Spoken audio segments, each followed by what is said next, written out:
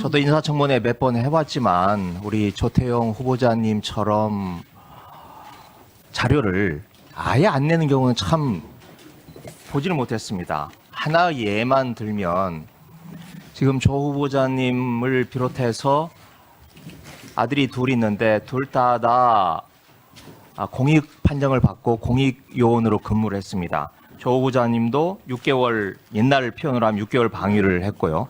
근데 왜 그랬는지 그 사유를 전혀 밝히지 않고 있어요. 개인정보라고 하는 이유로. 그런데 이 자리에 오기까지에는 대통령실의 검증을 받았습니다. 그리고 대통령실의 검증에 그 기본적인 질문지에 신체 등급을 그렇게 받은 사유, 그러니까 두 아들이 공익요원으로 빠지게 된 사유를 제출하도록 되어 있어요. 당연히 제출을 했겠죠. 그런데 대통령실에는 제출을 하면서 국민들이 다 지켜보는 이 청문회에는 제출하지 못하겠다.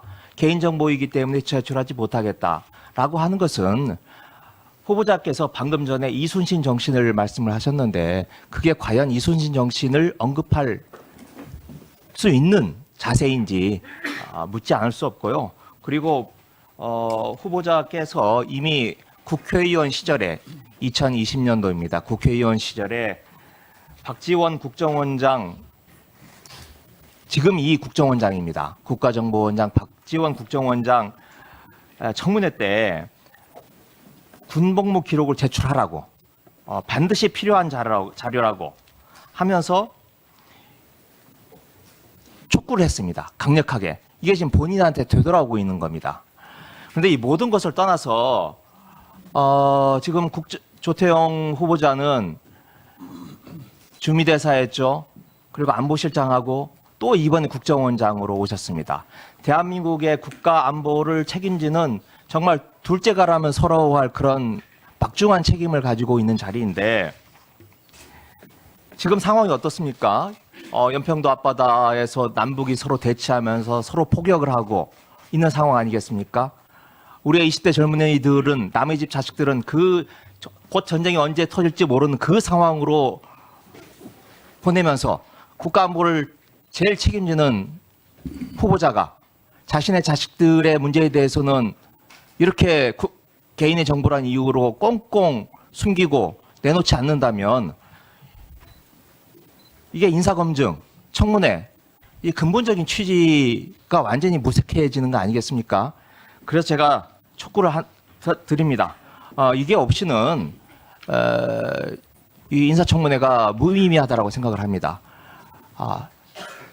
충분히 시간이 있으니까 11시까지는 1시간 내로 후보자께서 이 두 아들의 공익요원으로 빠지게 된 이유, 병적 기록들에 대해서 제출을 해주시기를 제가 촉구드립니다. 이게 없으면 청문회가 무의미하다고 생각합니다. 네, 이상입니다. 네, 우리 윤건영 의원님.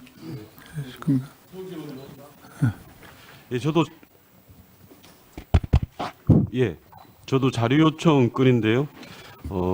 존경하는 김의겸 의원님 말씀하셨던 것처럼 여러 번 인사청문회를 했지만 이런 경우는 처음입니다, 위원장님.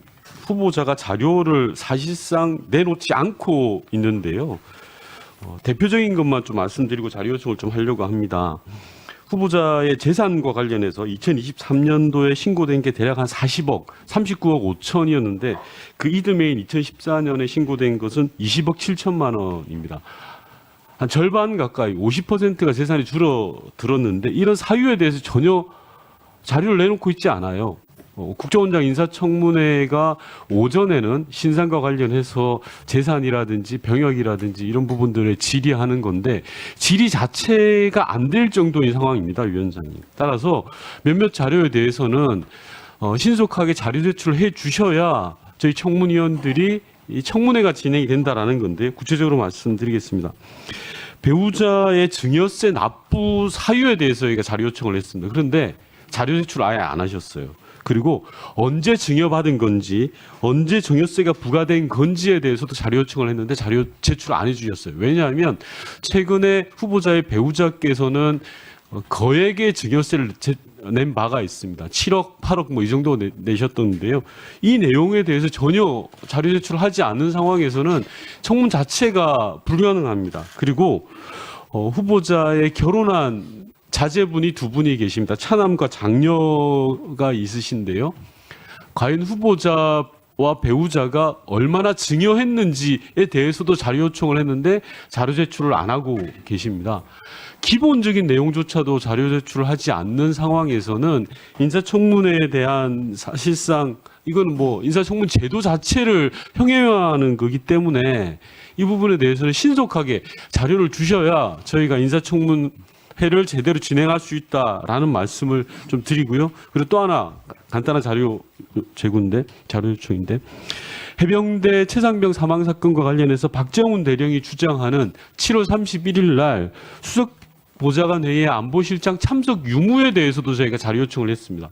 아주 간단한 거 아닙니까? 수석 보좌관 회의에 참석했냐 안 했냐에 대한 자료도 제출하지 않으셨어요. 논거는 현재 사법 절차가 진행 중이기 때문에 자료 제출 안 한다라고 하는데 아니 회의 참석 여부가 무슨 사법 절차하고 무슨 관계가 있습니까? 이런 자료에 대해서는 신속하게 자료 제출을 해줄 것을 위원장님께 요청합니다. 이상입니다. 또 우리 소병철 의원님. 네, 소병철 의원입니다. 지금 앞서 두 분 의원님께서 자료 제출 관련 말씀을 주셨는데요. 우리 후보자 모두 발언에서 발언한 내용을 그대로 청문회에 바꿔서 이야기를 해보겠습니다. 이 인사청문회는 정확한 정보를 적시에 제공받아서 후보자가 적격자인지에 대해서 올바른 결정을 내릴 수 있도록 후보자는 뒷받침해야 된다. 이거 지금 아까 후보자가 말한 내용을 그대로 바꿔서 한 말이에요.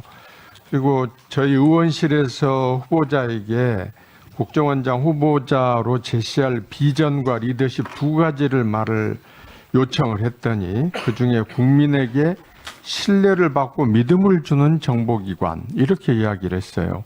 그러면 청문회를 통해서 우리 후보자가 충분한 적격을 가지고 있다는 것을 국민에게 밝혀주셔야 돼요. 근데 지금 자꾸 자료를 이렇게 감추니까 이래가지고 무슨 국민들한테 신뢰를 받습니까? 청문회를 지금 하실 의사가 있는 거예요? 없는 거예요? 정말 위원장님, 이건 정말 이 청문회를 형이화시키고 무력화시키는 거라고 생각합니다. 이거 방금 제가 이야기했던 것은 제 이야기가 아니고 우리 후보자가 스스로 답변했던 내용입니다.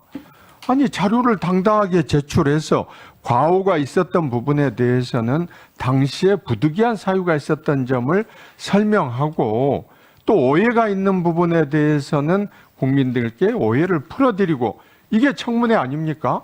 근데 자료를 제출 안 해버리면 어떤 생각이 듭니까? 뭔가 큰 잘못이 있었다. 뒤가 구리구나.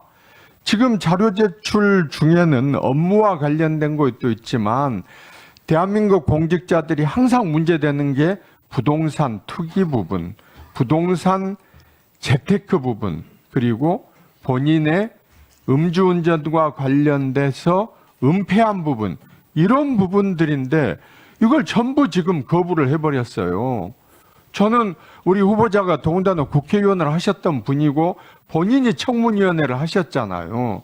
그러면 청문회의 존재 자체나 의미를 가장 잘 아는 분이 후보자이신데 후보자가 이렇게 해버린다는 것은 저는 후보자가 청문회를 고의적으로 이렇게 무력화시키려고 하는 것으로밖에 생각이 안 됩니다. 다시 한번 촉구합니다. 지금 제출 안 한 자료 빨리 제출해 주셔서 당당하게 국민 앞에서 판단받으시기를 촉구드립니다. 이상입니다.